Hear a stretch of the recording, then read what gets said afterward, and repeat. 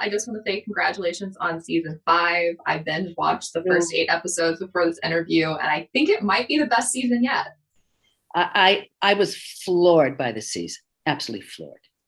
It's exceptional. Oh, thank you. As I was reading the scripts, I was like, I mean, I've been with it for 5 years, and I was stunned. I said, wait a minute, what? For the writers, I mean to say, it's phenomenal. And of course, the actors, directors. Yeah. I was talking about it with my mom, and I was like, this is the season that they need to win everything. This is just like a phenomenal season. Isn't that lovely? Thank you, honey. Thank you. And I was curious to know, like, as a viewer, it's very emotionally exhausting to watch this, but when you're on set tackling some of these really difficult scenes, what is it like for you? And do you find yourself needing to decompress after the day? Well, it's always challenging. A complex, well-written character always is. And that's part of the joy, isn't it? And so just to come prepared and open and ready to jump in and to know you don't have all the answers a first time round. It's a phenomenal experience. And, you know, the thing is, for actors, we don't take the consequences home with us. You know what I mean? Nobody's hurt. And so the joy is it's make believe for us, which doesn't make it easier for the viewer to watch, God knows. But that's what allows us to jump in without any worry. And by the end of the day, you're tired, man. You know, you're like, thank you, Lydia. Thank you very much. See you tomorrow. Have a good night, because I'm going home and having a beverage and putting my feet up. You know, it's something like that.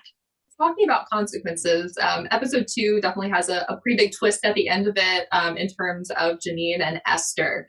And Aunt Lydia has always had this really complex relationship with Janine. Yeah. And so what's going through her mind? Can you tease a little bit of that? The thing that's part of the joy that Lydia is beginning to experience, and the profound what's happening, is that she loves that girl. She loves that girl as her own. And Lydia has so many defenses and so much protection, so much armor, travels a very narrow road. But when you have such feelings, love in particular, those walls aren't going to stay up. It's just not how we're built as human beings. Love is far more powerful than fear if we allow it to take its place. And so I think it's throwing Lydia, because she's seeing things differently now. And she's seeing what's going on. You know, I'm speaking of later in the season, aware of what's really going on here, not what she thought or not what she was willing to really look at and say, hey, is this all right? I don't know. Is this in their best interest? You know, she's just starting to look at the truth. We've seen those moments kind of coming through over the course of the past 5 years. Lydia's kind of gotten to that point where she almost wants to make a change, but she shies away from it. Do you have like a moment for her this season that feels like a turning point, that in the script when you're working with it, that you're like, this is where things are shifting a little bit more extreme for her this time?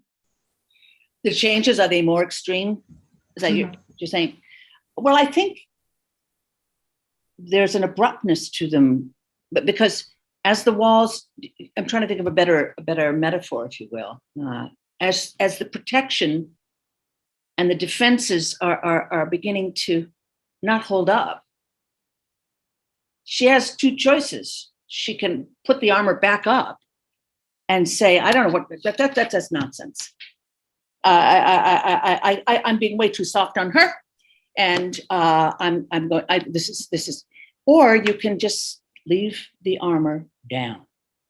And I think that is the choice that Lydia makes, to her credit.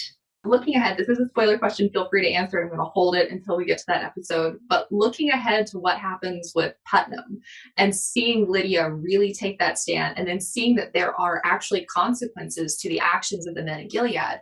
What was it like for you getting to see that script and then getting to play it out on set that day? Because it's such a powerful, like, seeing him hanging there is such a powerful moment. Well, I think, thank you for saying his name. I had forgotten it was Putnam. I was coming up with other names for him. Well, punishment, an end to that behavior, a consequence. Would Lydia have hung him on the wall as she's beginning to change? Or would she have put him in prison for life where he had to sit with himself? Because, you leave the world and you leave the pain behind. You know what I'm saying? So, and I think Lydia also realized that Lawrence did it for a number of reasons. Oh, isn't this convenient, Commander Lawrence?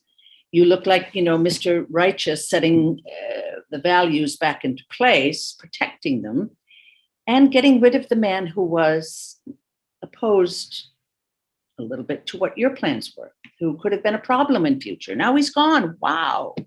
I think she sees it all. And, she has to work with Lawrence because she's a woman. She gets it. But they need each other. So it's a very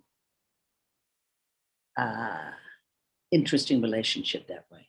Yeah, consequences to actions is such an interesting thing that's played with in *Handmaid's Tale*, and also there's hints of redemption and what happens to these people as Gilead continues to evolve. Do you think there's a place of redemption for Lydia? She's such a character that you don't want to fully hate that she does things that are so horrible to see on screen, but is there a place where she could be redeemed as Gilead continues to evolve? I think so.